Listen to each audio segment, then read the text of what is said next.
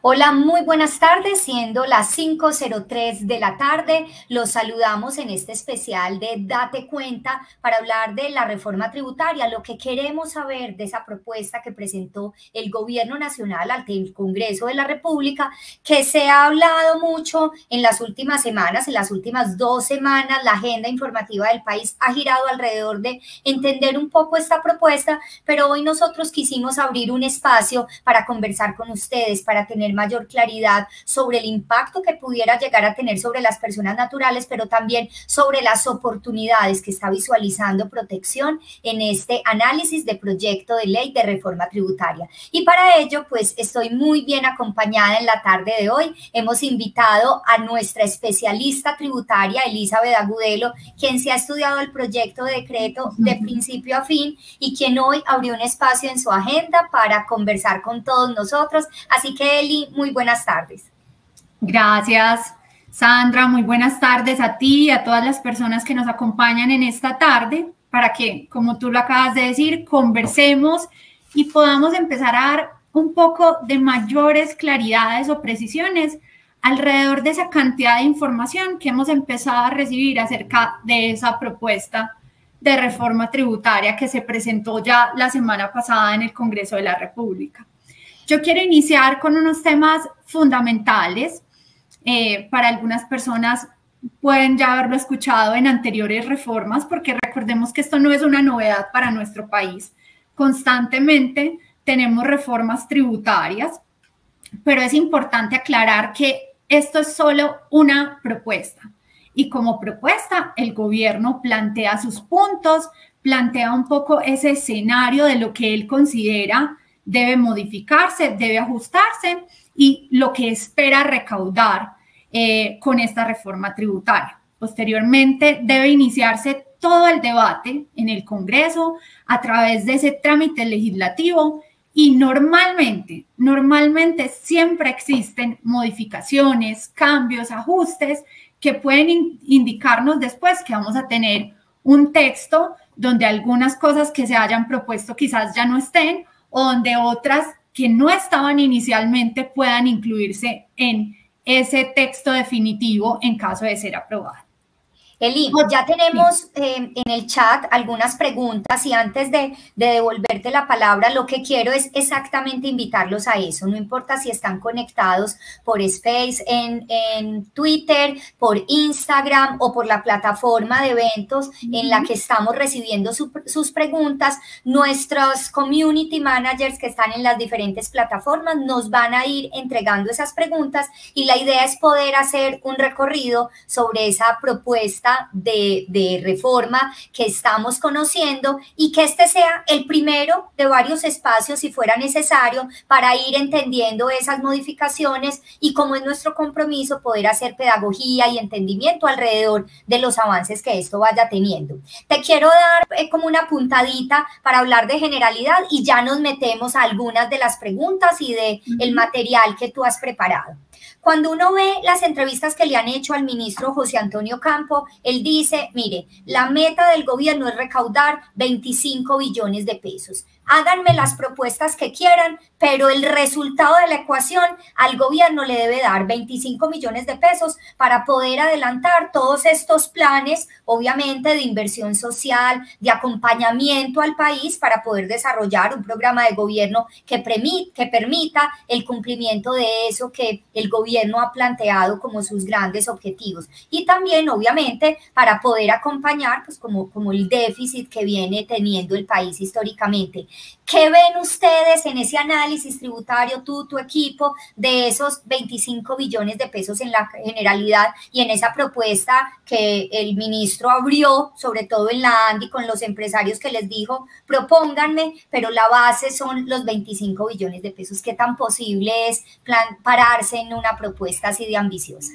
Sí, digamos que era incluso más ambiciosa. Recordemos que cuando Gustavo Petro era candidato a la presidencia, se llegó a hablar de una propuesta de reforma tributaria de 50 billones y se inició toda una conversación alrededor de una propuesta de reforma de 50 billones. Cuando realmente se radica el proyecto de ley de reforma tributaria, evidenciamos que son 25, casi 26 billones de pesos, de los cuales de esos 26 billones, casi aproximadamente 8 billones provienen de personas naturales, renta en personas naturales. Renta y patrimonio de personas naturales. En personas naturales, así es. Ya cuál, digamos, va a ser la temática, un poco todo lo que va a surtir en el Congreso, cómo van a ser esos debates, cómo empieza a ser también un poco esa argumentación alrededor de cada una de esas propuestas que están allí para evidenciar cuáles de ellas deben suavizarse, deben moldearse, deben volverse a retomar, y eso es parte de lo que vamos a hablar acá. Ya hemos visto cómo en esta semana y media hemos visto la polémica que se ha generado alrededor de las bebidas azucaradas, de los alimentos ultraprocesados, de las ganancias ocasionales y del tema de dividendos, que seguramente son temas que ya están siendo estudiados y analizados como los demás que están dentro de esta propuesta de reforma tributaria. Antes de entrar ya con los temas, nos vamos a centrar mucho por el espacio en personas naturales. Ese va a ser nuestro foco en esta conversación de esta tarde.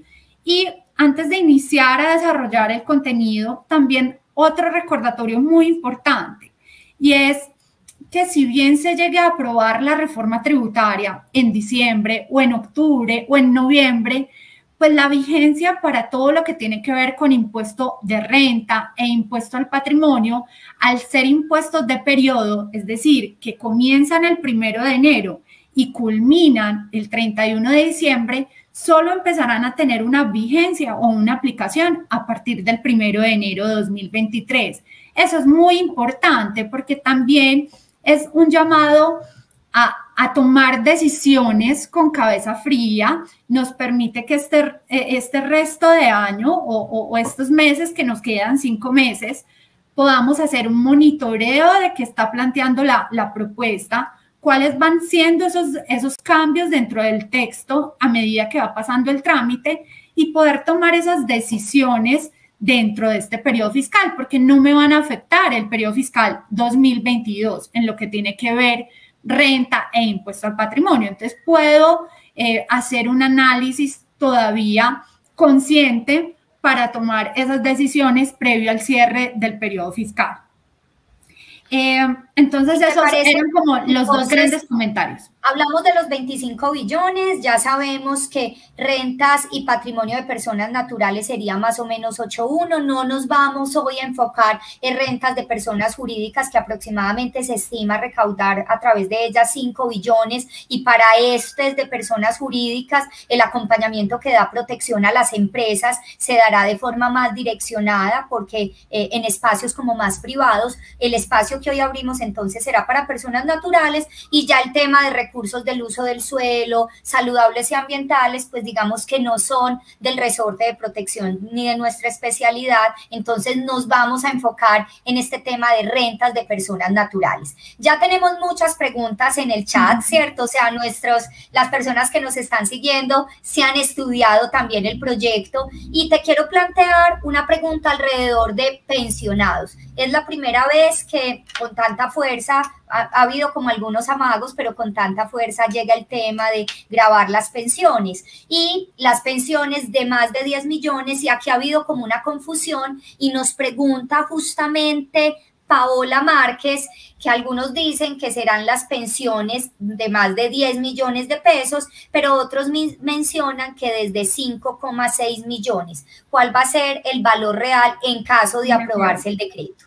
De acuerdo, de ley. Pero antes de explicar esto, quisiera empezar por algo fundamental para que después podamos entender con mayor claridad el efecto en las pensiones. Entonces, si por favor me colaboran con la diapositiva 4. La 4, por favor. Sí, perfecto. Entonces, lo primero que hay que decir es que la propuesta de reforma tributaria establece que tengamos una sumatoria de rentas líquidas. Y quiero hacer un contexto para que todas las personas nos podamos ubicar. En el 2017 se creó un sistema cedular de determinación de la renta, y empezamos a hablar de rentas de trabajo, rentas de capital, rentas no laborales, la cédula de pensiones, la cédula de dividendos y aparte las ganancias ocasionales. En el caso de las rentas de trabajo, de capital y no laborales, se unieron y se conocen como la cédula general y estas se unen y les aplica las tarifas de impuesto de renta.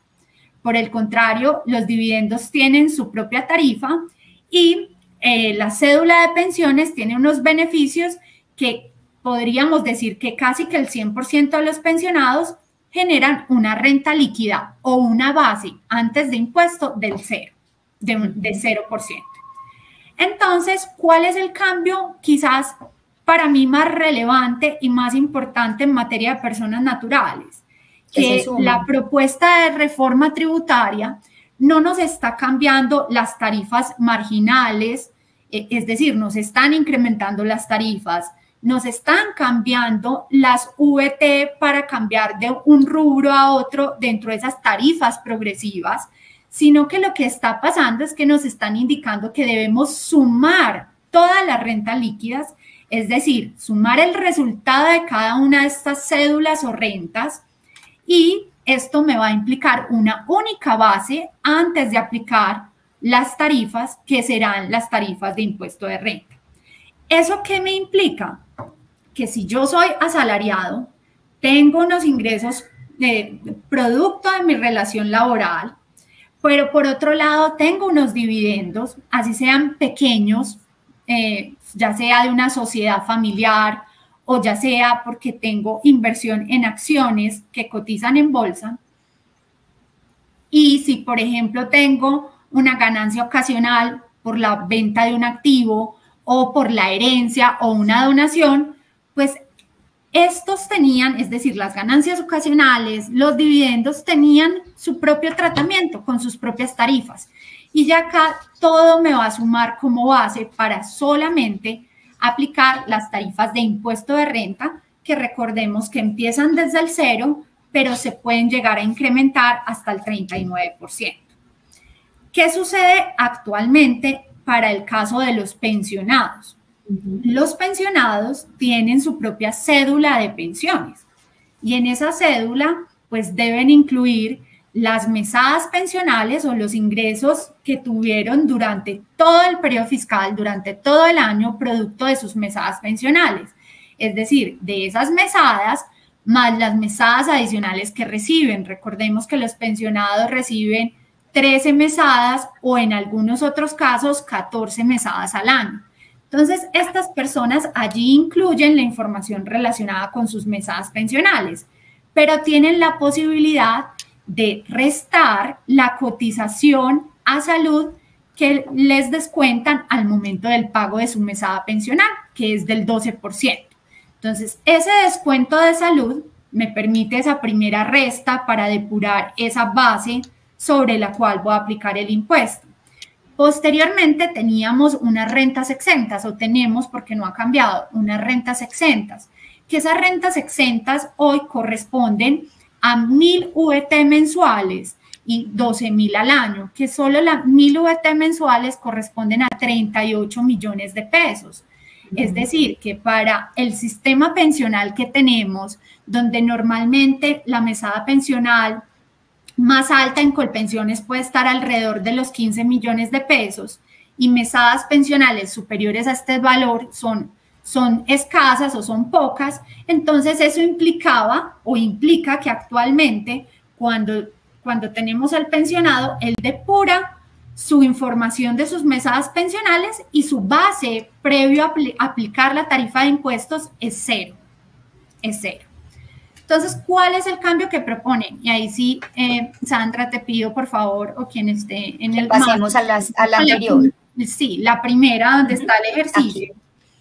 Entonces, ¿cuál es lo que me están proponiendo? Lo que están proponiendo, y un poco para dar claridad a la información que también ha salido en medios, es que efectivamente, si yo tengo unas mesadas pensionales, en este caso, esta persona recibe mesadas de 10 millones de pesos, pero tiene una mesada adicional, es decir, 13 pagos al año. Tiene una cotización a salud, que como les decía, es un primer es una primera posibilidad de restar para depurar su base. Y posteriormente tiene la renta exenta, que lo que está diciendo la propuesta de la reforma es disminuir esas rentas exentas, que ya no van a ser 12.000 VTs al año, sino que van a ser, en este caso, 68 millones. Es decir, se va a limitar esas rentas exentas y en todo caso el máximo que podré tomarme como renta exenta serán esos 68 millones.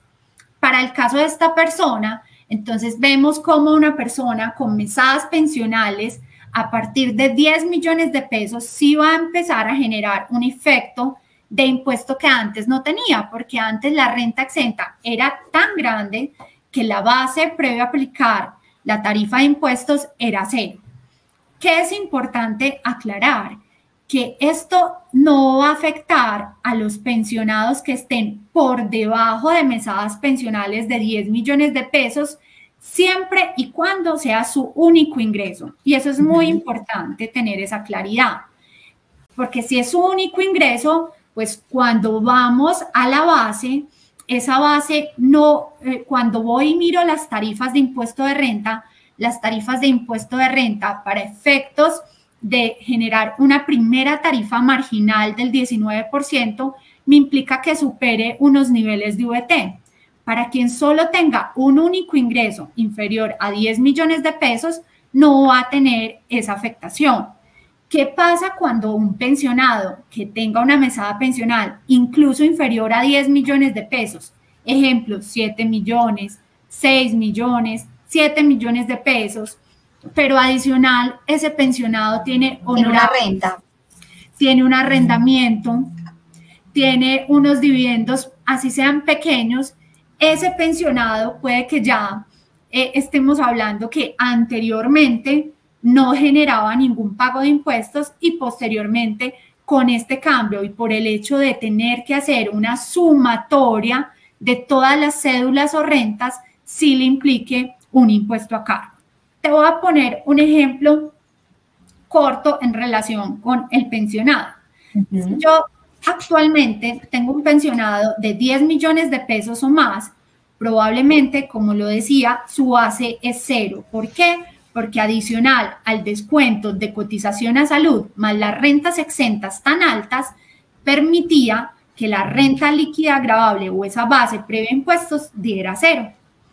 Si adicional ese pensionado tiene unos dividendos actualmente inferiores a 11.400.000 pesos en el año, esos 11.400.000 pesos actualmente hoy tienen tarifa cero de dividendos, porque solo a partir de 11.400.000 los dividendos empiezan a tener una tarifa marginal después de aplicar una fórmula del 10%. Entonces, para ese ejemplo, ese pensionado con los ingresos de su mesada pensional más esos 11 millones de pesos de sus dividendos no tenía que pagar impuesto de renta, es decir, tenía la obligación quizás desde el punto de vista de una obligación formal de presentar su declaración de renta, mas no tenía una obligación de pago. Ya en este caso, ese mismo escenario, esa persona que es pensionada tiene sus ingresos como pensionado, pero adicionalmente recibe esos mismos dividendos, ya esos dividendos no van a tener, van a sumar a esa misma base que con la sumatoria de todos sus ingresos o que genere después de depurar cada una de sus cédulas o rentas, le implicará que le genere la tarifa de impuesto de renta. Entonces mira que el cambio no está en cambiar las tarifas de renta o en disminuir la base para que haya un mayor número de personas que esté tributando en renta. Con el solo hecho de haber generado que sumemos todas las bases de las diferentes rentas o cédulas, ya eso es un cambio fundamental porque nos puede pasar, y ya hemos visto por ejercicios que hemos realizado en torno a esto, que las personas que están entre 10 y 40 millones de pesos son las que van a tener un mayor incremento en el impuesto de renta por la sumatoria de todas sus cédulas y por otro efecto que vamos a ver más adelante, que son las limitaciones de las rentas exentas laborales y las limitaciones de las demás deducciones y rentas exentas. Pero Eli, entonces, el tema de los pensionados, una primera conclusión: el pensionado que solo recibe su mesada pensional y es su único ingreso y está por debajo de los 10 millones de pesos, no alcanzará en VTs el margen para que bajo la tarifa de impuesto de renta sea objeto de pago o de impuesto a cargo. Pero si tenemos una persona con unas mesadas pensionales superiores a 10 millones de pesos o aquellas que incluso tienen mesadas pensionales inferiores a 10 millones, pero tienen arrendamientos, honorarios o cualquier otro tipo de ingresos, tan fácil, Sandra, como si en un año tú solo recibes una mesada pensional, pero en ese año recibes una herencia. Ese año probablemente te va a impactar. ¿Por qué te va a impactar? Porque después de aplicar quizás las rentas exentas asociadas a esa herencia, si te genera todavía base, esa base te va a sumar junto con lo de tu mesada y probablemente te ubique en un panorama de impuesto a cargo. Entonces quiero responder dos preguntas. Juan Carlos en el chat nos había escrito: en las pensiones el impuesto se cobrará sobre los 13 salarios o sueldos, pues digamos mesadas, y la respuesta es sí. En el ejemplo lo veíamos clarísimamente que es sobre el ingreso de todo el año, ¿cierto? Sí, de acuerdo. Y básicamente frente a todo es una sumatoria. Es decir, si yo tengo mis ingresos como asalariado, allí me suma mi salario, mis prestaciones sociales, mis cesantías, los otros pagos no constitutivos de salario. Y en el caso de los pensionados, lo que se conoce como prima. Y en el caso de los pensionados, todo lo que reciba correspondiente a las mesadas habituales más las mesadas adicionales a las cuales tenga derecho. Listo. Y para cerrar el tema de pensionados, quiero volver a la pregunta de Paola. ¿De dónde salió el tema de que los pensionados tendrían que declarar desde 5,6 millones? ¿Realmente la tarifa es 10 o por qué se ha hablado en algunos espacios de 5,6? Sí, si quieres volvemos al ejemplo para mirarlo. Es por las deducciones. En el ejemplo es por las rentas exentas. Las rentas exentas hoy están en 12.000 VTs y la norma dice que pasarán a 1.790. Y 1.790 bajo las VTs del 2022 nos dan un valor aproximado de 68 millones de pesos. Entonces, probablemente quien hizo el ejercicio lo que dijo fue, bueno, esto implica que si divido esos 1.790 en los 12 meses, me implica que sean mesadas de 5.600.000 aproximadamente, pero realmente el ejercicio hay que hacerlo bajo anualidad. Porque recordemos que la renta es de anualidad, es de periodo. Entonces, yo tengo mis ingresos de todo el año, me tomo como resta por ingreso no constitutivo la cotización realizada como pensionado a salud y posteriormente sobre esa base me tomo la renta exenta, que ya no van a ser las 12.000 VTs, sino esas 1.790 que corresponderá aproximadamente con el incremento de la VT a no más de 70 millones de pesos.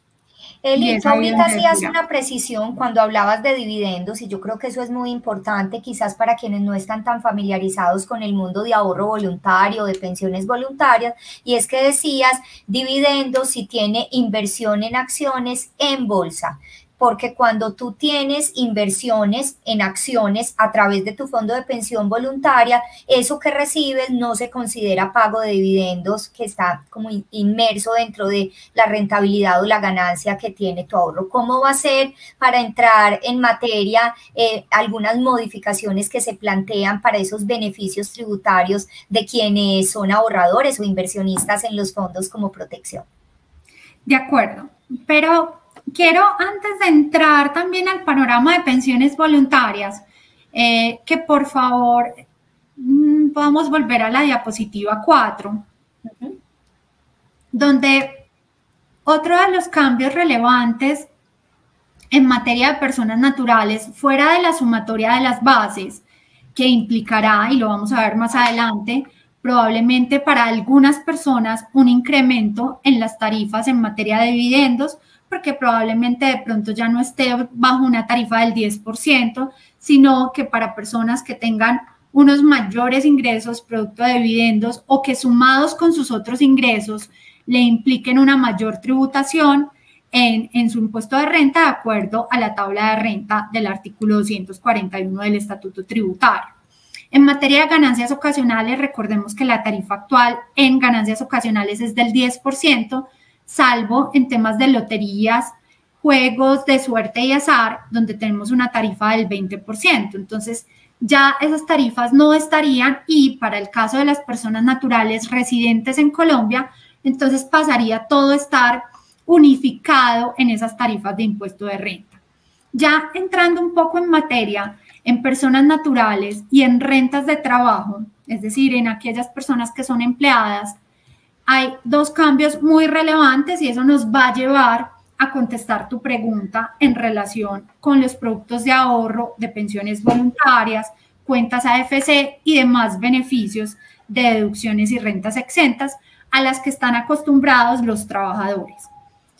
En materia de empleados tenemos dos grandes cambios. Un primer cambio, por regla general, todo empleado tiene la posibilidad, sin necesidad de realizar un ahorro o sin necesidad de asumir ninguna erogación o gasto, tiene la posibilidad de tener unas rentas exentas laborales que corresponden al 25% después de hacer un cálculo sobre el ingreso neto y después de restarme las deducciones y rentas exentas que tengo, ese 25% también tiene unos límites en VT, que son 2.880 VTs para el momento actual.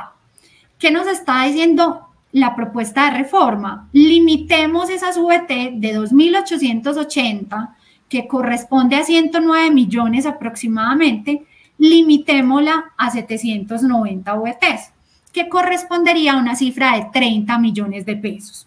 Entonces, ¿esto qué genera? Esto qué genera, pues que las personas que antes podían o tenían la posibilidad de esa renta exenta laboral mucho más grande en función de sus ingresos, que podía llegar a ser hasta 109 millones, hoy va a quedar reducido en 30 millones de pesos. Y si eso lo sumamos con otra limitación, que es la limitación asociada a que hoy tenemos un sistema cedular que nos permite que por más beneficios existentes, yo deba tomarme solo el 40% como beneficio de mis ingresos netos y sin exceder 5.040 VTs, que esas 5.040 VTs corresponden alrededor de 191 millones de pesos. Entonces, ¿qué pasa? Va a cambiar porque me va a decir el límite de beneficios no podrá exceder alrededor de 46 millones de pesos. Entonces, si yo ya de entrada estoy sumando el límite de los 30 millones de la renta exenta laboral, pues el margen que me queda de optimización dentro de esas deducciones y rentas exentas es bastante corto porque es de alrededor de unos 15, 16 millones de pesos. Entonces, de manera expresa no está modificando ninguna deducción ni ninguna renta exenta, pero de manera implícita, al modificar el límite de esa cédula general, pues me está limitando la posibilidad de esos beneficios. Cuando me refiero a deducciones y rentas exentas, me estoy refiriendo a los beneficios de medicina prepagada, de intereses de vivienda, de dependientes, que son los hijos, o el cónyuge o compañera permanente que no tiene ingresos. El caso de los padres cuando hay un tema de dependencia económica, las cesantías, las pensiones voluntarias, los aportes en las cuentas AFC. Entonces, para ponerte varios ejemplos, Sandra, la persona que tiene unos ingresos como trabajador tiene la posibilidad de su renta exenta laboral, que ya va a estar limitada en 30 millones, y asumamos que en ese año, si es, por ejemplo, es funcionario público, entonces los funcionarios públicos tienen cesantías que esas cesantías solo serán ingreso en el momento del retiro, con la resolución o el acto administrativo de su entidad. Entonces, ¿qué va a pasar con las cesantías de todos esos funcionarios públicos? Que el margen de beneficio va a ser muy corto y finalmente gran parte de sus cesantías van a estar grabadas.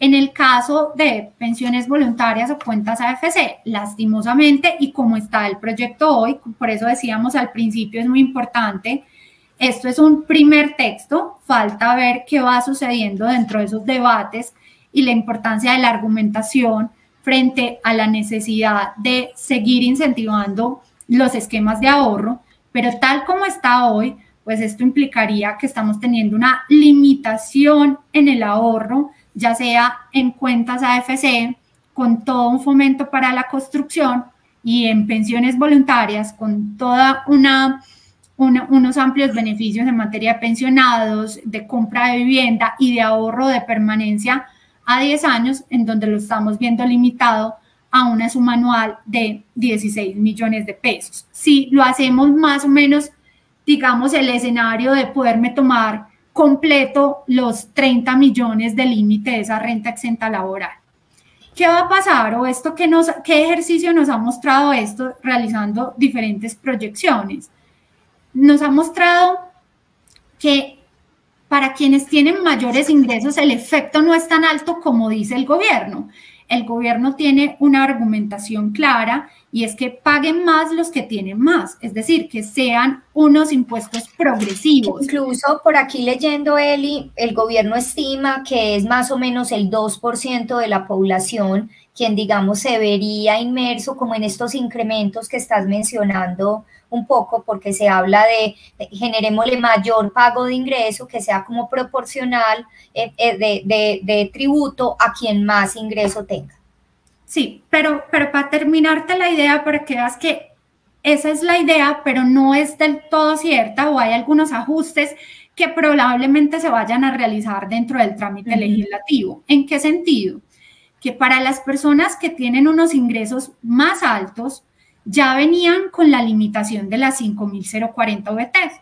Entonces, quien estaba con ingresos superiores a los 60, 70 millones de pesos hacia adelante, no quiere decir que no le vaya a aumentar su impuesto de renta. Claro que le va a aumentar, pero su aumento no va a ser tan significativo en la medida en que él ya venía presentando una limitación de deducciones y rentas exentas. Él no podía excederse más de 191 millones de beneficio. Entonces, probablemente esas personas de mayores ingresos ya venían teniendo unos topes, que claramente se van a pagar más, sí, pero porcentualmente ese incremento no va a ser tan alto. Mientras que las personas que están en los rangos de 10 millones a 40 millones van a tener un incremento mucho mayor. ¿Por qué? Porque esas personas eran las que no estaban limitadas dentro de los 5.040 y al hacer estas limitaciones cada vez más ácidas frente a ese límite de 30 millones y a ese otro límite que no podrá superarme un límite global de 46 millones de pesos, hace que estas personas sean las que van a ver un incremento mayor en su impuesto de renta. Y no quiero tampoco desconocer, para incluir también a aquellas personas que quizás digan, de pronto esto a mí no me aplica porque mis ingresos en el año no son superiores a 10 millones de pesos. Y ahí el mensaje es, probablemente es que esa persona en su día a día no le aplique, pero sí sería muy interesante hacer el ejercicio si esa persona llegara a recibir una herencia y la herencia tuviera unos valores que pudieran no estar en su totalidad dentro de rentas exentas, sí va a haber una afectación en la medida que ya no va a tener una tributación del 10%, sino quizás, dependiendo también de esa sucesión, podría llegar a tener otros valores que pudiesen ser mayores. Eli, una pregunta que nos hacen es si se mantienen o en qué franja están los aportes voluntarios en pensiones obligatorias. Si sí, quedan dentro de esa... Muy importante la pregunta que me haces, pero para terminar, pensiones voluntarias y poder ir a voluntarias en la obligatoria. Perfecto. Varios mensajes allí. El primero, reiterando, y disculpen si lo reitero mucho, este es un primer texto y como primer texto puede sufrir cambios y esperamos que ojalá se den los cambios en relación con los temas de ahorro que impulsan la economía, que impulsan el mercado de valores, porque recordemos que a través de los fondos de las AFC también se generan unos incentivos relevantes a la economía y al mercado de valores como tal. Si tuviéramos un escenario como el que tenemos hoy y asumamos que esos serán los límites, también un parte de tranquilidad para las personas que han hecho aportes y puedan realizar aportes hasta el 31 de diciembre de este año, porque asumamos que de ser aprobado, como les decía ahorita, la vigencia comenzará a partir del 1 de enero de 2023.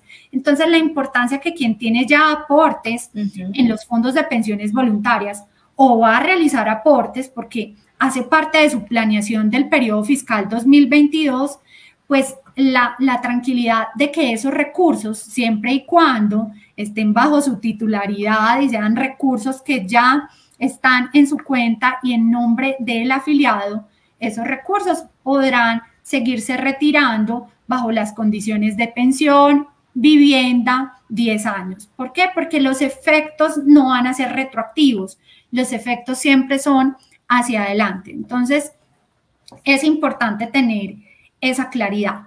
Ahora, sobre la pregunta que me haces de aportes voluntarios en pensión obligatoria, no existe ninguna modificación o alteración o adición al artículo 55 del Estatuto Tributario.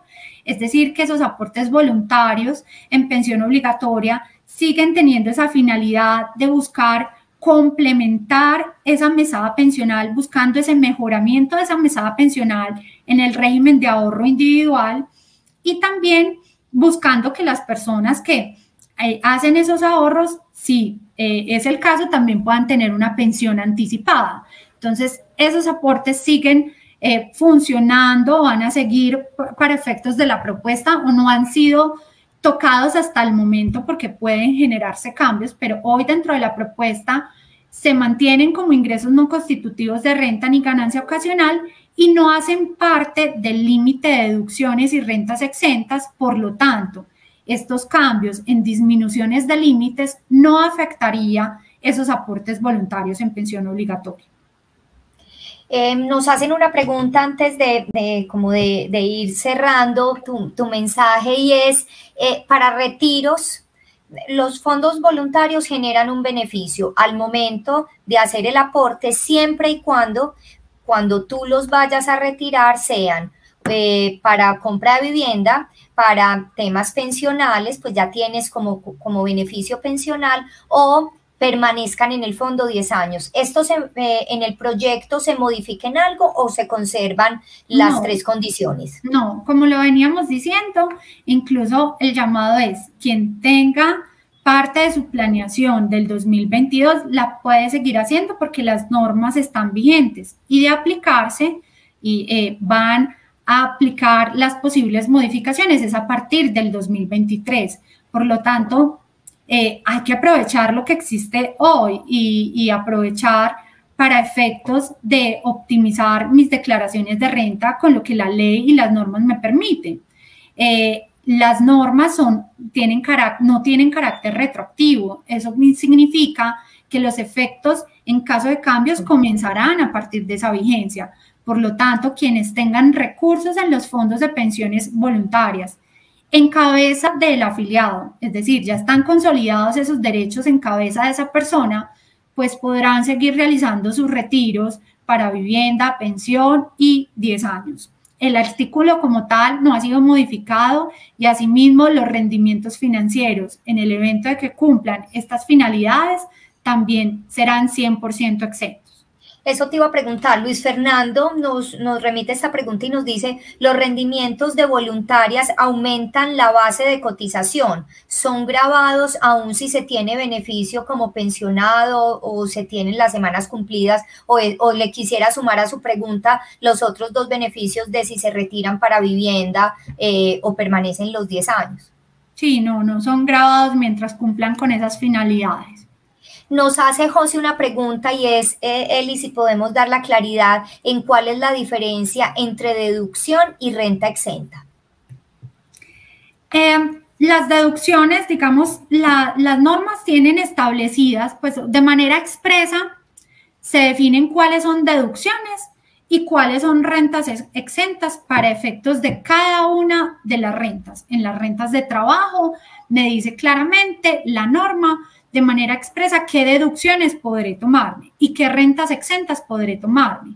En el caso de rentas de capital, igual, es decir, hay unas diferencias y a partir de la ley 1819, con la creación de ese sistema cedular, de manera expresa me dicen qué beneficios tengo como deducciones o como rentas exentas de acuerdo a mis ingresos o a mis rentas, si es de trabajo, si es laboral, si es no laboral, si es de capital. Entonces, finalmente se traducen en beneficios tributarios, ambos, que podrán permitirme depurar los ingresos para finalmente llegar a una base, que es la renta líquida gravable, sobre la cual posteriormente practico el impuesto. En la reforma también se habla de un impuesto al patrimonio sobre 3.000 millones de pesos. ¿Podemos hablar un poco de eso para posterior darle paso a una pregunta que nos hace Edgardo? Sí, también pues digamos que esperábamos y era de esperarse que retomáramos el recaudo del impuesto al patrimonio. El impuesto al patrimonio, vamos a ver unos cambios relevantes en comparación con los impuestos al patrimonio de años anteriores. En este caso, evidenciamos que va a ser pues esos activos poseídos al 1 de enero de 2023, por eso hablamos de impuestos de periodo y por eso decimos que a pesar de que se llegue, por ejemplo, a aprobar en octubre, solo tendrá vigencia a partir del 2023, me dice que esos activos poseídos, es decir, activos menos deudas, activos menos pasivos, ese es el patrimonio líquido que yo pueda tener entre un rango de alrededor de 2.700 millones y superior a 4.800, casi 5.000, vamos a tener unos márgenes de tributación. ¿Qué es importante resaltar de este impuesto al patrimonio? Ya me está diciendo que es un impuesto permanente, no como en los anteriores años que me hablaba de un impuesto transitorio donde me decían la persona que al 1 de enero tenga como fotografía un patrimonio líquido de 5.000 millones, tendrá un impuesto al patrimonio durante 3 años, por ejemplo. No, ya acá me está diciendo de alguna manera que va a generar una permanencia de este impuesto en el tiempo. Me permite, como en años anteriores, poder tomar o poder extraer de ese patrimonio líquido unas primeras VT de vivienda de habitación que corresponden aproximadamente entre 450 y 500 millones de pesos y posteriormente me lleva una fórmula para validar ese impuesto a cargo. Y ahí hay unas diferencias muy sustanciales en comparación a cómo se calculaba el impuesto al patrimonio en años anteriores. En años anteriores teníamos un patrimonio líquido de 5.000 millones donde le practicaba el 1% y en los años subsiguientes debía verificar frente a ese impuesto que había pagado del patrimonio si se incrementaba el 25% del IPC o si disminuía el 25% del IPC, dependiendo si tenía incrementos o tenía un decrecimiento de mi patrimonio. En este caso vamos a tener una fórmula y al tener una fórmula me implicará que el efecto sea diferente e inclusive puede generar un impacto de pago un poco inferior a lo que veníamos acostumbrados. ¿Por qué? Porque me genera pues una fórmula donde me debo restar unas primeras VT, después tendré o la tarifa del 0.5 o del 1% y la sumatoria de otras VTs. Esa fórmula me genera de alguna manera que diluya un poquito el efecto versus si practico de forma directa la tarifa del 1%. Eso es básicamente el esquema del impuesto al patrimonio. Edgardo entonces nos pregunta, ¿las valorizaciones acumuladas no retiradas de los fondos de pensiones voluntarias se pueden descontar del total de lo que reportan los fondos en el saldo al 1 de enero del 2023 para el cálculo del impuesto al patrimonio? Esto con base, pues parece que la persona sabe mucho, en el concepto unificado de la DIAN de julio de 2018. Sí, me lo preguntan mucho. Y es un tema, como lo dice la persona que nos está preguntando, más de doctrina y de interpretación de varios artículos del estatuto que uno podría deducir esa conclusión. ¿Por qué? Porque hay un concepto unificado, que es el concepto unificado 912 de 2018, donde claramente indica que los rendimientos financieros en los fondos de pensiones solo serán ingresos al momento del retiro. Y si nos vamos al artículo 27 del Estatuto Tributario, nos habla de la realización del ingreso para las personas naturales y que solo habrá ingreso cuando se generan unos pagos, ya sean unos pagos efectivos o en especie que me generen unos incrementos patrimoniales. Si yo no he tenido la disponibilidad de esos recursos y si no tengo certeza en esos recursos, pues no estoy generando un real incremento patrimonial. Adicional a esto, si nos vamos a las normas en el Estatuto Tributario, las normas nos hablan que debemos llevar es el saldo final en depósitos bancarios, como son cuentas de ahorro o cuentas corrientes, pero en los fondos de pensiones voluntarias, realmente pues no son depósitos, no son ni depósitos de ahorro ni depósitos de cuentas corrientes, si me voy estrictamente a la estructura del sistema financiero. Para concluir y no hacer muy larga la respuesta, pues digamos que podríamos tomar solo el aporte histórico, es decir, el aporte de capital realizado sin tener el efecto todavía de la valorización o desvalorización, porque todavía no tengo la certeza de ese rendimiento financiero. Para ir concluyendo este espacio, Zuli nos pregunta, y creo que hemos sido reiterativos, pero no sobra, nos pregunta, ¿la declaración de renta de este año se hace con esta reforma? No, y eso es importante porque la invitación también es, y ahorita que estamos en época de declaraciones de renta, que empezamos ahorita en agosto, el 9 de agosto, y que nos vamos hasta mediados de octubre, la invitación es, por favor, nos quedan todavía 5 meses para aprovechar los beneficios que nos permite la ley. La ley nos permite hacer planeaciones ajustadas y hoy todavía existen esos beneficios que podemos aprovechar para el 2022, que declararemos o presentaremos nuestra declaración en 2023. Ya para el periodo de 2023, con declaración en 2024, es donde veremos los cambios que conversaremos nuevamente alrededor de ellos cuando tengamos un texto definitivo o mucho más certero de lo que va a ser esta reforma tributaria, porque ahorita todavía es muy preliminar. Nos dice Vanessa cómo afecta los salarios integrales esta reforma y nos hace una invitación como a que le demos detalles o recomendaciones más puntuales de cómo afinar en estos meses que quedan esa planeación tributaria. Bueno, en el caso de Vanessa, pues la invitación también a través de nuestros consultores puede hacer una simulación de sus ingresos para que pueda lograr optimizar el 40% y las 5.040 VTs como beneficios actuales para el 2022. Ahora, frente a la propuesta de reforma, como lo venimos diciendo, para caso de salarios integrales, les afectaría en la medida en que tenemos la limitación de la renta exenta laboral, donde nos proponen un menor margen o un menor límite, y las deducciones y rentas exentas, pues también las vería reducida, por lo tanto tendría una base antes de aplicar el impuesto superior que podría implicarle un mayor pago de impuesto. Nos pregunta Ángela, ¿sigue el componente inflacionario como un ingreso no constitutivo de renta para personas naturales? Y expliquemos un poco a qué se refieren con componente inflacionario.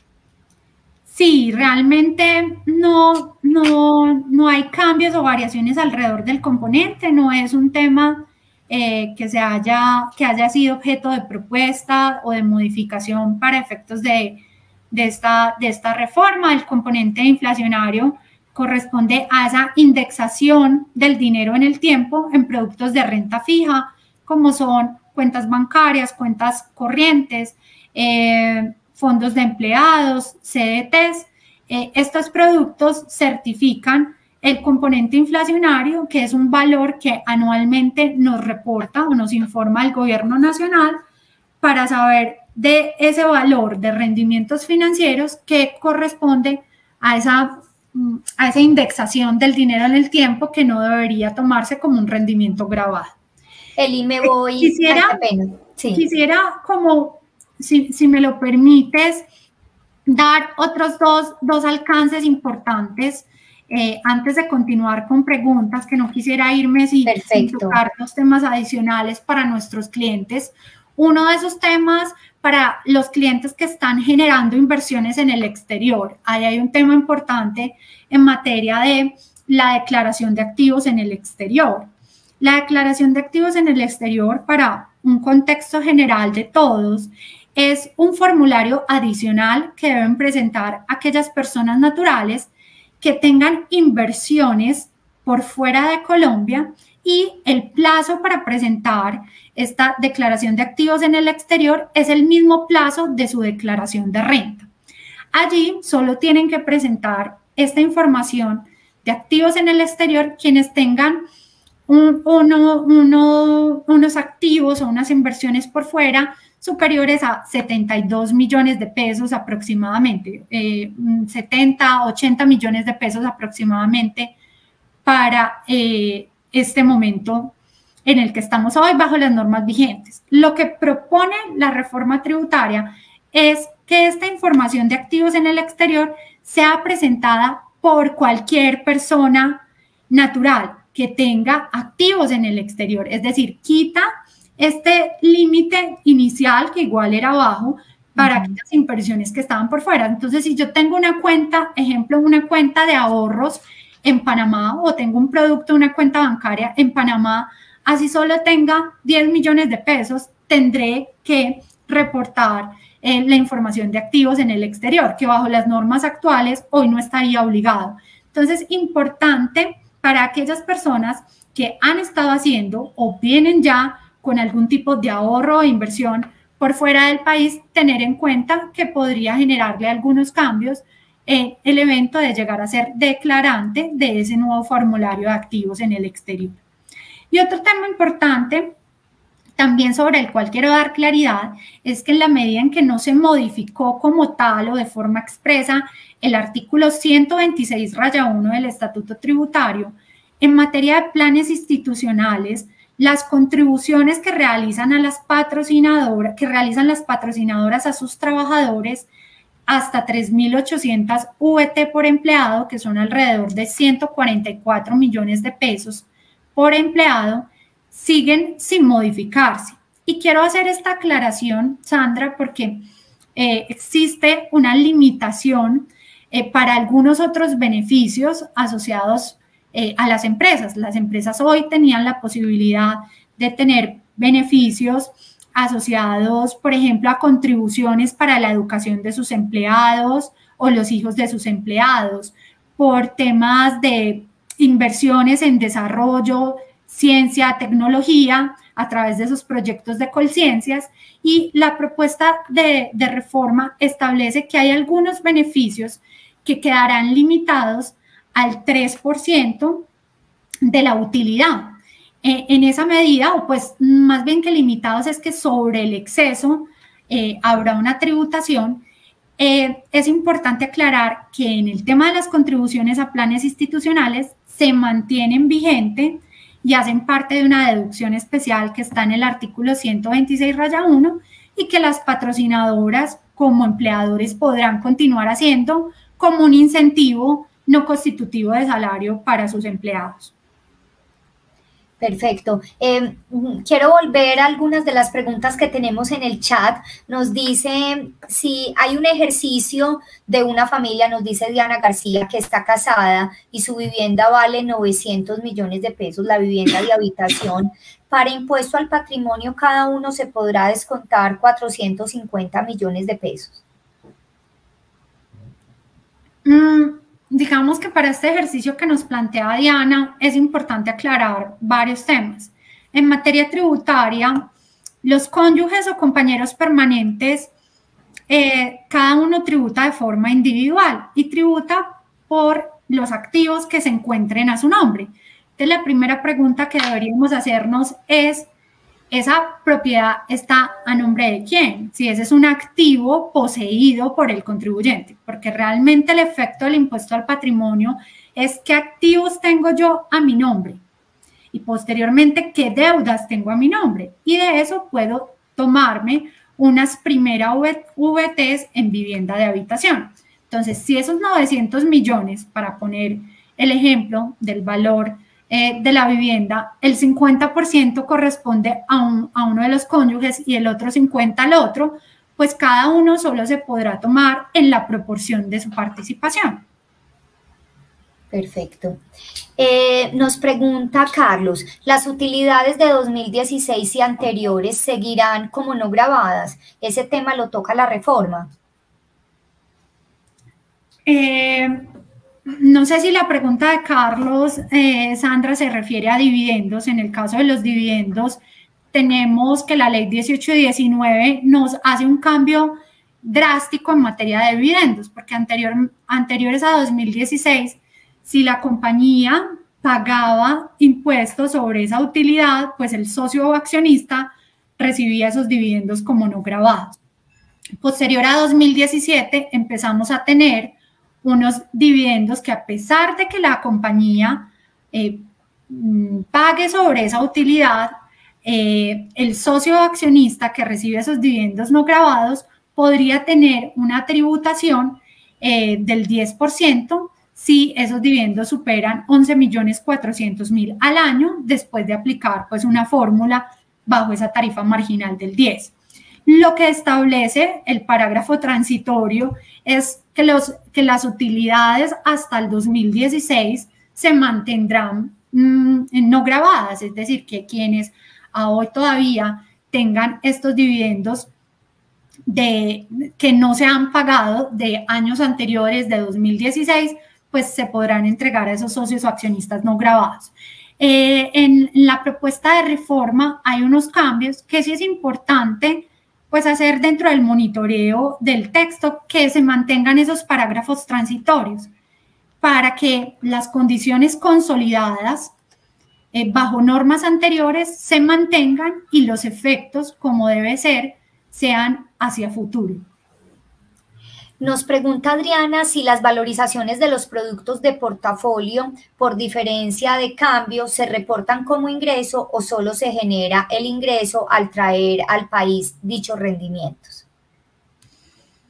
Bueno, Sano, espérate que me estás haciendo preguntas otra vez del contexto, de portafolio, ¿de qué? Porque no tenemos el contexto, si estamos hablando de un fondo de pensiones o si es una inversión de fuera del país y la va a traer. La pregunta llegó cuando hiciste la precisión de personas que están sacando recursos del país. Entonces, muy posiblemente es en ese contexto. Debe tener en cuenta, digamos, para no entrarnos mucho en estos temas, debe tener en cuenta todo el contexto de la TRM. De esa inversión que haya realizado y debe tener muy en cuenta para los efectos en el momento que haya un reintegro de esos recursos a Colombia, algo muy importante, todo el tema cambiario y también todo el tema impositivo desde las diferencias en utilidad por incrementos en las tasas de cambio. Eli, para seguir en línea con eso y cerrar como el capítulo del exterior, una persona nos pregunta, Juan Carlos, que trabaja en el exterior y le han hecho sus deducciones de impuestos allá, ¿debe también declarar en Colombia o todo queda en el exterior? Es muy importante la pregunta que me haces para un poco devolver a esa persona con un mayor contexto, y es el tema de la residencia fiscal. Es muy importante tener claro el efecto de la residencia fiscal. Quienes están por fuera de Colombia, hay varios aspectos que me determinan si son residente fiscal en Colombia o no. ¿Cuáles son los efectos o las implicaciones de si soy residente fiscal en Colombia o no? Y es que quien es residente fiscal en Colombia tiene la obligación de tributar en caso de cumplir con esas condiciones mínimas de patrimonio, de consignaciones, de depósitos, de consumos. Tiene la obligación de tributar sobre los ingresos tanto de fuente nacional, es decir, de Colombia, como de cualquier parte del mundo. Asimismo, incluir el patrimonio que tiene en Colombia como el que tenga en el exterior. Mientras que un no residente fiscal solamente deberá tener efectos en materia de renta en Colombia sobre los ingresos y patrimonio que tiene en Colombia. Y si ese patrimonio que tiene en Colombia no está generando rentas pasivas, no tiene esa obligación de presentar esa declaración de renta.